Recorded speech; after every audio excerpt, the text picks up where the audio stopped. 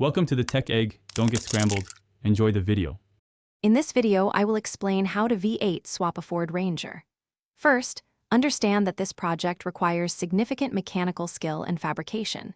You will need to carefully plan each stage, from engine selection to final wiring, to ensure a successful outcome. This is not a simple bolt-on upgrade, but a comprehensive modification that transforms your truck. Expect to invest several hundred hours and a few $1,000s into this exciting endeavor, making it a rewarding challenge for dedicated enthusiasts. Choosing the right V8 engine and transmission is a critical first step. Many enthusiasts opt for Ford's 5.0-liter or 4.6-liter V8s due to their availability and power output.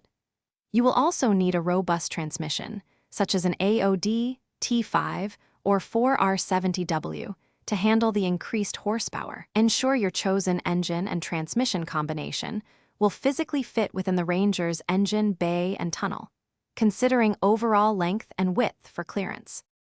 Integrating a V8 into a Ranger chassis requires significant fabrication. You will need to design and weld custom engine mounts to securely position the new power plant. A new transmission crossmember must also be fabricated to properly support the larger transmission. Additionally, consider reinforcing the frame, especially around the engine and suspension mounting points, to manage the increased torque and weight. These modifications are crucial for both safety and the long-term durability of your V8 swapped Ranger. Completing your V8 swap involves carefully integrating the fuel, exhaust, and electrical systems. You will need to upgrade to a high-volume fuel pump and larger fuel lines to adequately supply the V8. A custom exhaust system, typically 2½ inches in diameter, must be routed to clear the frame and suspension components.